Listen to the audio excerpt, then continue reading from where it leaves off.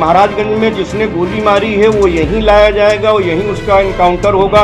100 रखा रहता सड़क पर तब दंगा भड़कने की आशंका थी कि 100 को सुरक्षित करा दिया गया तब दंगा भड़कने की आवश्यकता। बाकायदा रिकॉर्डिंग है कि सुबह से ही अब्दुल हमीद और उनके लड़के बंदूक निकाल करके उसकी सफाई कर रहे थे और कारतूसों को सुखाने का काम किया था और ये कहा था कि अगर आज गाना बजा संदीप आचार्य का तो आज गोली चलेगी। अगर पाकिस्तान मुर्दाबाद भारत में आपत्तिजनक है तो उसको आप आपत्तिजनक मान सकते हैं। अखिलेश यादव जी ने एक्स पर ट्वीट किया है, भारतीय जनता पार्टी के ही पदाधिकारियों पर दंगा करने का मुकदमा लिखाया है। उसके लिए कुछ लिखा है, हम कुछ नहीं कह सकते। हमने फायरिंग का जिक्र भी किया है और वीडियो में फायरिंग दिखाई भी दे रही है।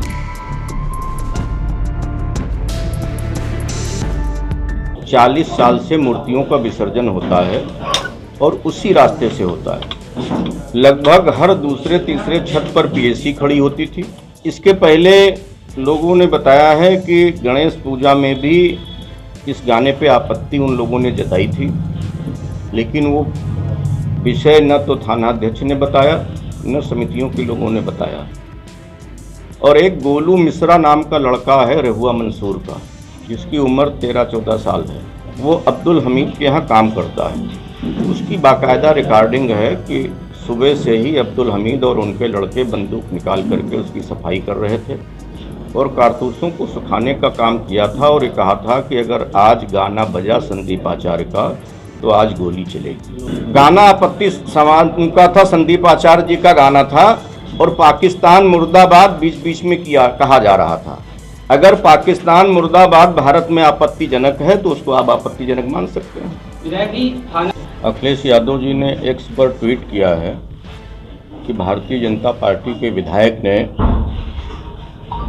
भारतीय जनता पार्टी के ही पदाधिकारियों पर दंगा करने का मुकदमा लिखाया है। ये सरासर गलत है। अगर इसी को आधार लेकर के वो चुनाव लड़ना चाहते हैं उत्तर प्रदेश का और चुनाव जीतना या चुनाव में अपनी जमानत बचाना चाहते हैं तो उसके लिए कुछ लिखा है, हम कुछ नहीं कह सकते। हमने फायरिंग का जिक्र भी किया है और वीडियो में फायरिंग दिखाई भी दे रही है। ये विवेचक का विषय है कि वो चिन्हित करे कि कौन था फायरिंग करने वाला और किस उद्देश्य से उसने फायरिंग की। अब मंशा उसमें विपक्ष के लोग भी हो सकते हैं और कुछ लोग, जैसा कि हमने कहा, कि नशे में भी थे, क्योंकि रात का 9 बज रहा था तो नशे में भी लोग थे और तरह तरह की बातें कर रहे थे। भाई कोई कह रहा, उसमें से ये लोग भी कह रहे थे कि नहीं, वो महाराजगंज में जिसने गोली मारी है वो यहीं लाया जाएगा, वो यहीं उसका इनकाउंटर होगा, तब हम 100 को ले जाएंगे। तो ये कहीं भारत के संविधान में, भारत के कानून में ये कहीं कोई जिक्र है कि अगर कोई किसी की हत्या कर देता है तो उसको जहां 100 रखा हो वहीं ला करके उसको मार दिया जाए? ये अधिकार तो भारत का संवैधानिक दर्जा कहीं प्राप्त ही नहीं है, भारत का मौलिक अधिकार नहीं है, न किसी नियम में लिखा हुआ है। हमारी इस संबंध में कोई बात नहीं हुई है किसी से, न विवेचक से हुई है। जिस दिन से मुकदमा हमने लिखाया है, सारा कुछ जनपद हमारा सुरक्षित रहे, जैसे आपसी सौहार्द था उसी तरह से सौहार्द चलता रहे।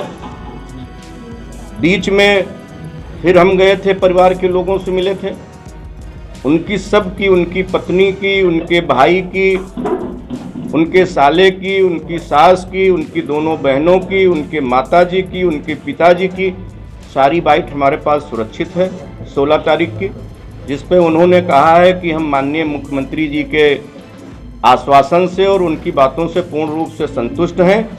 और 16 की सुबह उनके पिताजी आदरणीय कैलाश नाथ मिश्रा जी ने हमको फ़ोन किया था कि विधायक जी आ जाइए, यहाँ कुछ बाहर के पत्रकार आते हैं, कुछ गांव के नेता या अगल बगल के रिश्तेदार आते हैं, हमारे मुंह में बात डाल करके उसको कहलाने का प्रयास करते हैं, हम बहुत परेशान हैं, तो आप आ जाइए, हम आपको अपनी बात बता दें, हम इससे मुक्ति मिल जाए, क्योंकि हम मुख्यमंत्री जी से पूर्ण रूप से संतुष्ट हैं। कि सड़क पर रहता 100 तो दंगा की परिधि में आता, भीड़ बढ़ती, मूर्तियां सारी 150-200 मूर्तियां सड़क पर खड़ी थीं, तो 100 रखा रहता सड़क पर तब दंगा भड़कने की आशंका थी कि 100 को सुरक्षित करा दिया गया तब दंगा भड़कने की आवश्यकता। आपने वो वीडियो देखा है, वो 2 सज्जन क्या कर रहे हैं, चिप्पड़ बना रहे हैं कागज पे, तो एक नशेड़ी क्या कर सकता है?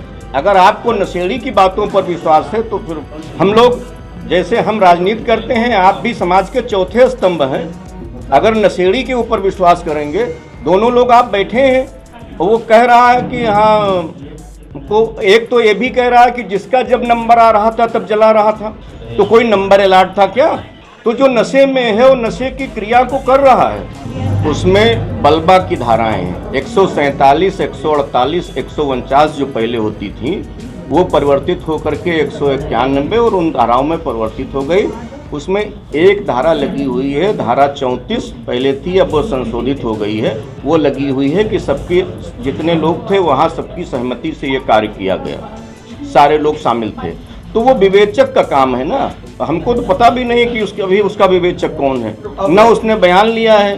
विपक्ष के बारे में क्या कहेंगे? जो विपक्ष के बारे में हमने पहले ही कह दिया कि चूंकि उपचुनाव चल रहे हैं, 13 नवंबर को मतदान होने के बाद उत्तर प्रदेश में ये सारी चर्चाएं बंद हो जाएंगी। पहली बात तो हमने स्पष्ट रूप से लिखा है, मुकदमा लिखा देने से न कोई मुलजिम होता है और न कोई दोषी होता है। हमने स्पष्ट रूप से लिखा है कि सीसीटीवी कैमरे वहाँ पे लगे हुए हैं, एक दुकान पे नहीं कई दुकानों पे लगे हुए हैं, उनको विवेचक देखेगा और जो भी बलबा करने में होंगे, जिसने भी फायर किया होगा, जिसने ईंट पत्थर चलाई होगी, उसके विरुद्ध वो कार्रवाई करेगी।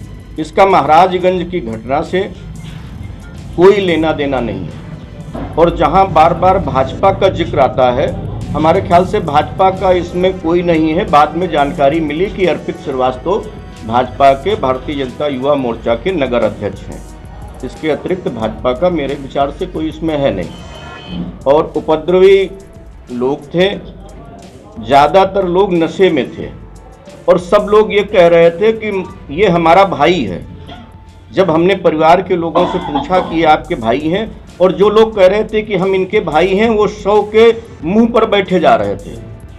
उनको ढकेल करके हमने पीछे किया और मैं, दिवाकर पांडे जी, अखंड प्रताप सिंह और उनका भतीजा किशन, 4 लोगों ने उस शव को कंधे पर लेकर के उठा करके हम लोगों ने उसको मर्चरी तक पहुंचाने का काम किया। और जब मर्चरी पहुंच गए तो मर्चरी का दरवाज़ा भी तोड़ दिया उपद्रवियों ने। एम्बुलेंस को शीशा पत्थर फेंके, एम्बुलेंस भाग गई। उसके बाद में मर्चरी की दीवार भी गिरा दी गई। और 13 तारीख की घटना है। कई लोगों ने कहा कि अपने लोग हैं, तो हमने कहा कि अगर कोई अपना है तो आ करके बता दे। हमने 18 तारीख को FIR लिखाई है, जो नाम मुझे ज्ञात हुए।